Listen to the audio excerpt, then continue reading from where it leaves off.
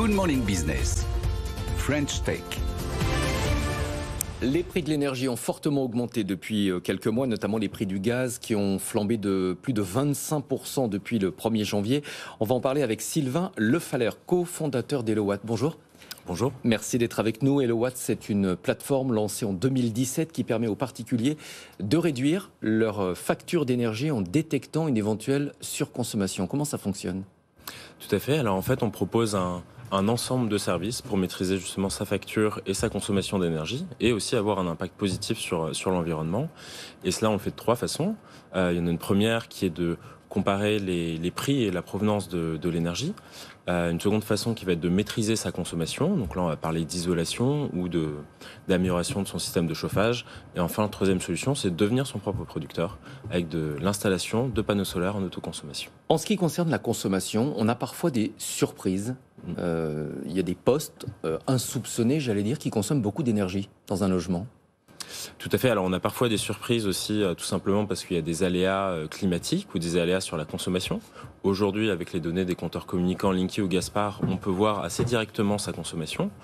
Si ensuite on s'intéresse à justement qu'est-ce qui consomme chez nous, ce qui est parfois une question sur laquelle on n'a pas tout à fait les bonnes réponses. En gros, le principal poste de la consommation sur une maison classique standard, ça va être le chauffage, qui fait plus de la moitié de la consommation. Ensuite, on va avoir l'eau chaude, puis la cuisson et l'usage spécifique de l'électricité. Alors, pour réduire ses factures, il existe plusieurs leviers. On peut réduire sa consommation, mais on peut aussi, vous en avez parlé, comparer les offres. Oui, tout à fait. Alors, il y a de gros écarts entre les fournisseurs ? Alors, il y a certains écarts. Effectivement, on ne va pas avoir des réductions de l'ordre de 50% ou autre. Ce qu'on peut voir, c'est souvent des réductions qui vont être de moins 5, moins 10 ou moins 15% sur le prix du kilowattheure hors taxe. Donc ensuite, il faut ajouter l'abonnement pour avoir la réduction effective. Donc justement, que sur un comparateur comme celui d'Hellowatt, on peut avoir le vrai prix qu'on va payer chez l'ensemble des fournisseurs du marché et ainsi choisir son fournisseur. Donc oui, il y a des réductions qui sont intéressantes. Il y a des offres à prix fixe. Qui permettent de bloquer la hausse et d'être protégé contre des hausses futures.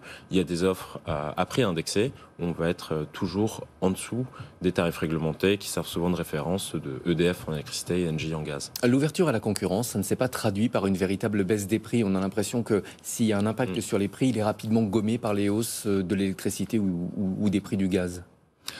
Alors, du coup, le fait est que déjà aujourd'hui, les autres fournisseurs proposent des offres qui sont à un prix inférieur. Donc ça permet bien, en changeant de fournisseur, de baisser sa facture.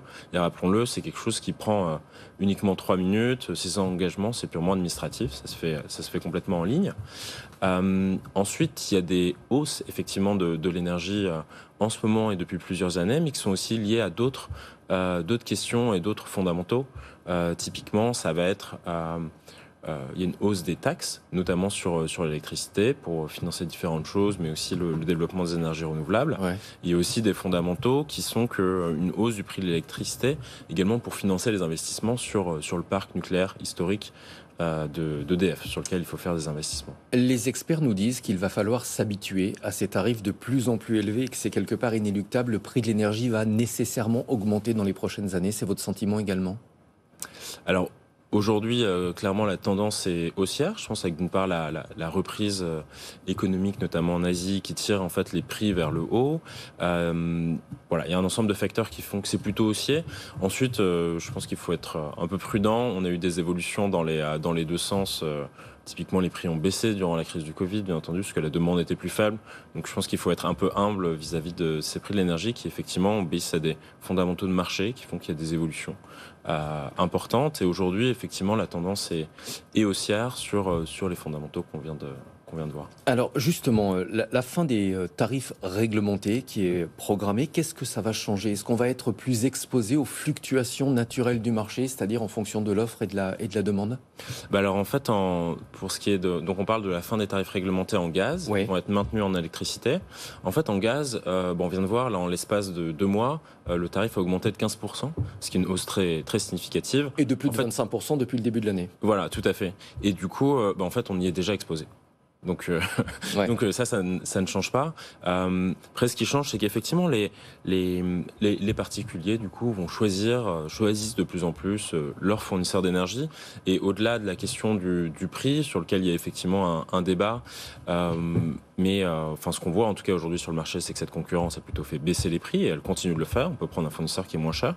Mais ce qu'elle permet aussi, c'est une certaine forme d'innovation, puisqu'on parle du prix là, mais il y a aussi un ensemble de solutions qui permettent de maîtriser sa consommation, qui vont permettre de réduire sa consommation d'énergie.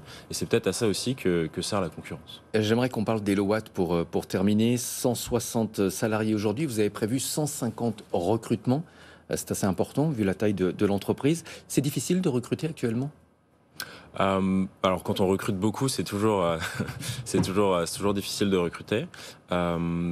Mais aujourd'hui, on a aussi pas mal de candidatures sur nos offres. Je pense que tout simplement la démarche qu'on a et la mission de l'entreprise est aussi intéressante et attractive pour les personnes qui souhaitent nous rejoindre, puisque la mission de la boîte, c'est justement de permettre aux particuliers de, certes, maîtriser leur consommation et leur facture d'énergie, mais aussi de faire la transition énergétique de leur logement.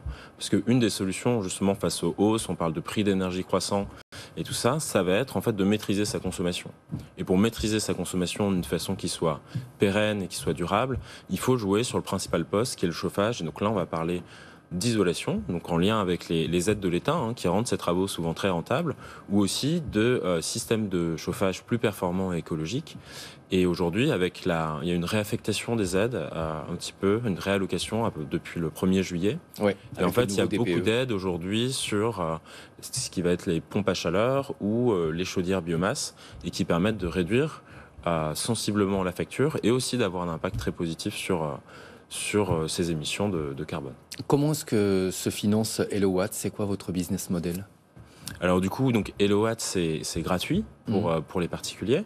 Donc en fait, c'est quand un consommateur va passer par nous pour prendre un des services qu'on propose, choisir un fournisseur d'énergie ou installer des panneaux solaires en autoconsommation. Ça va être le fournisseur d'énergie ou l'installateur de panneaux solaires partenaire qui va nous verser une petite commission pour le fait de lui avoir importé un client, d'avoir mis en place le contrat. Mais ça n'influe pas sur les comparatifs que vous faites ?